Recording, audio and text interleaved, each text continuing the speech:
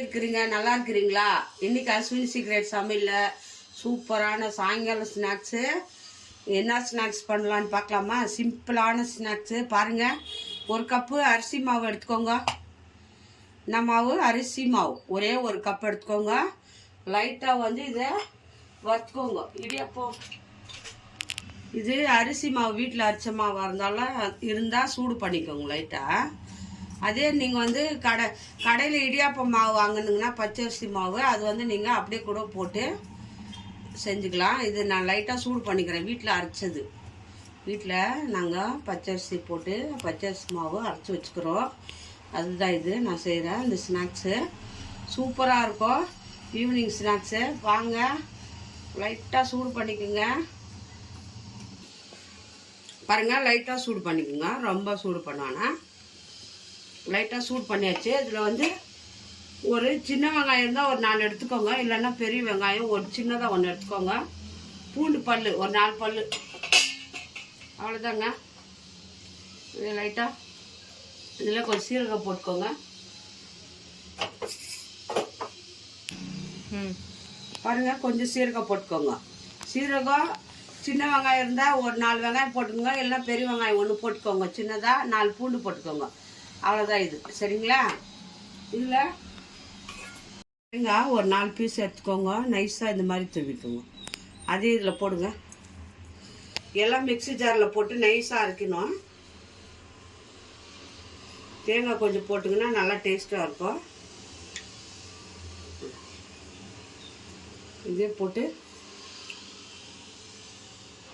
இதில் உப்பு போட்டுடுங்க. ஒரு நிமிஷம் கை கழுவி பாருங்கள். காரத்துக்கு எவ்வளோ வேணுமோ மிளகாத்தூள், வெறும் மிளகாத்தூள் இருந்தாலும் போட்டுக்கோங்க. காரம் எவ்வளோ வேணுமோ அவ்வளோ போட்டுக்கோங்க. உப்பு போட்டுக்கலாம். அதில் பாருங்கள், தேவையான உப்பு. சரிங்களா? அது கூட கொஞ்சம் ரைஸ் போட்டுக்கோங்க. பாருங்கள், சாப்பாடு கொஞ்சம் போட்டுக்கோங்க. ரைஸ் காரம் எவ்வளோ வேணுமோ அவ்வளோ போட்டுக்கோங்க. உப்பு போட்டாச்சு, எல்லாம் போட்டாச்சு. பாருங்கள், சாப்பாடு ஒரு 2 கைப்பிடி போட்டுக்கோங்க. அப்போ தான் நல்லாயிருக்கும் அது. இது மிக்ஸி ஜாரில் போட்டு நம்ம ஒன்றும் பாதியமாக நைஸாக அரைச்சிட்டு வந்துடணும். அவ்வளோதான்.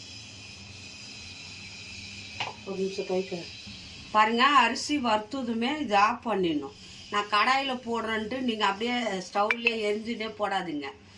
சரிங்களா? இது நான் ஆஃப் பண்ணிவிட்டு சூட்டில் போட்டுங்கிறேன். இந்த மாவு சூடாக இருக்குது, அதில் போட்டுட்டுருக்குறேன். ஆனால் கீழே பாருங்கள், ஸ்டவ் எரியல. சரியா? ஸ்டவ்வை மாவை வறுத்து தான் ஆஃப் பண்ணிவிடுங்க. ஆஃப் பண்ணிவிட்டு இதெல்லாம் போட்டுக்கோங்க. சரிங்களா? கொஞ்சம் பெருங்காயம் போட்டுக்கோங்க. பெருங்காயம் கொஞ்சம். அவ்வளோதான். இதை ஒரு பெரிய ஜார், மிக்ஸி ஜார், தண்ணி ஊற்றக்கூடாது ஃபஸ்ட்டில். சரிங்களா? இதை எடுத்து நம்ம மிக்ஸி ஜாரில் போட்டுக்கலாம். பாருங்கள், ஒரு ஜார் எடுத்துக்கோங்க. அதில் எடுத்து போட்டுக்கோங்க. தண்ணியே போடாமல் நைஸாக மிக்சியில் அரைச்சிக்கோங்க. இந்த மாதிரி பேசிஞ்சுக்கோ. கொஞ்சம் எண்ணெய் போட்டுக்கோங்க. சின்ன சின்னதாக ஊற்றிட்டு இது எப்படி சுடுறதுன்னு நான் காட்டுறேன். சரிங்களா? இந்த மாதிரி பக்கத்துக்கு தேய்ச்சி வச்சுக்கோங்க. ஆயில் ஊற்றிக்கோங்க. ஆயில் ஊற்றிட்டு இப்படி தடவி விடுங்க. சரிங்களா? தடவிட்டு இங்கே பாருங்கள், இதை சின்ன சின்னதாக இந்த மாதிரி ஊற்றிக்கணும். ஊற்றிட்டு வச்சுருங்க. ஒரு 4 நாளாக போடுங்க. சின்ன சின்ன உருண்டையாக ஊற்றிட்டு அவ்வளோ டேஸ்ட்டாக இருக்கும். இது கவர் எடுத்துக்கோங்க. அதுதான் நல்லாயிருக்கும். சரிங்களா? இப்படி வச்சுருங்க. வச்சுட்டு கவர் இது மேலே வச்சுட்டு இந்த மாதிரி ஒரு கிண்ணம் எடுத்துக்கோங்க. அதை வச்சு நல்லா ப்ரெஸ் பண்ணிடுங்க. கொஞ்சம் மெலிசாக ப்ரெஸ் பண்ணுங்கள். மோட்டாவாக வேண்டாம், கொஞ்சம் மெலிசாக. இந்த மாதிரி பாருங்கள்.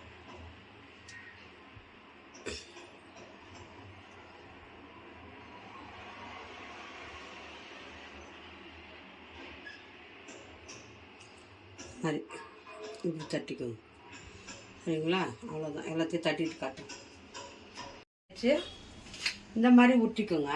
நீளமாக இந்த மாதிரி ஹோல்ஸ் இருக்கணும். போட்டுடலாம்.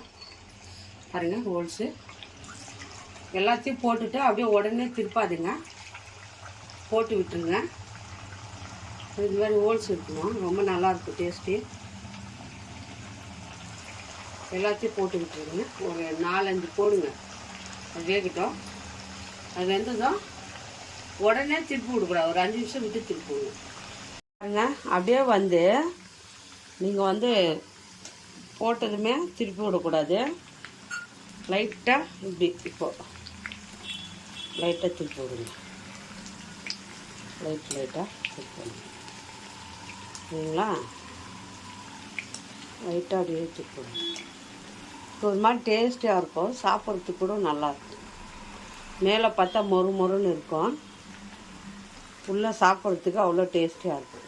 சரிங்களா? லைட்டாக திருப்பி விடுங்க, செவந்து வரட்டும். பாருங்கள் நல்லா வந்து இந்த மாதிரி கலர் வரணும். சரிங்களா? இப்போ இது எடுத்துக்கலாம். பாருங்கள் ஃபுல்லாக மேலே வந்து மொறுன்னு வந்துச்சு பாருங்கள். சமோசா மாதிரி சோமோஸ் மாதிரி வந்துக்குதுங்க, ரொம்ப டேஸ்டியாக இருக்கும். எல்லாத்தையும் இதே மாதிரி சுட்டுட்டு ஒரு தட்டில் எடுத்து போட்டுக்கோங்க. பாருங்கள் எப்படி இருக்குதுங்க, சோமோஸ் மாதிரியே இருக்குதுங்க. சூப்பராக இருக்குது, இன்னும் காரமாக இருக்குது, நல்லாயிருக்கும் டேஸ்டியாக. எல்லாத்தையும் சுட்டுட்டு காட்டுறேன். சரிங்களா? பாருங்கள் இருக்கிறதெல்லாம் நான் சுட்டுட்டு காட்டுறேன். பாருங்கள் போடுங்க. பாருங்கள் நல்லா செவந்து வரணும் கலர். சூப்பராக கலர் வந்து செவந்து வந்தால் தான் நல்லா மொறுன்னு இருக்கும் சாப்பிட்றதுக்கு. பாருங்கள் இந்த மாதிரி ஹோல்ஸ் தெரியுதா? அப்படியே விடுங்க, நல்லா செவந்துடும். லைட்டாக அப்படி திருப்பி விடுங்க, 2 பக்கமும் விடுங்க. பாருங்கள் ஒரு கப்பு மாவு இருந்தால் போதும், சூப்பரான ஸ்நாக்ஸு ரெடி ஆகிடுச்சு. பாருங்கள் ஒரு கப்பு அரிசி மாவோ இடியாப்ப மாவோ இருந்தால் போதும். சாயங்காலம் ஈவினிங் ஸ்நாக்ஸு ரொம்ப நல்லா செய்யலாம். இந்த மாதிரி ரவுண்டாக பாருங்கள் ஹோல்ஸ் இருக்கா, சூப்பராக வந்துருக்கு. பாருங்கள் நல்லா மொறுன்னு இருக்குது, மேலே அப்படியே உடையுது, சூப்பராக வந்திருக்கு. இந்த மாதிரி ஸ்நாக்ஸு ஈவினிங்கில் பசங்களுக்கு செஞ்சு கொடுங்க. ரொம்ப பார்த்திங்களா சவுண்ட் வருதா, மொறுன்னு இருக்குது பாருங்கள். செம்மையாக இருக்குது, டேஸ்டியாக இருக்குது. சிம்பிளான இந்த ஸ்நாக்ஸு எல்லாருக்கும் பிடிக்கும். யாருக்கும் இந்த ஸ்நாக்ஸ் பிடிக்குதோ லைக் பண்ணுங்கள், ஷேர் பண்ணுங்கள், கமெண்ட் பண்ணுங்கள். மறக்காத அஸ்வினி சீக்ரெட் சமையலை சர்ப்ரைஸ் பண்ணுங்கள். இன்னொரு டிஷ்ஷில் பார்ப்போம். பாய்.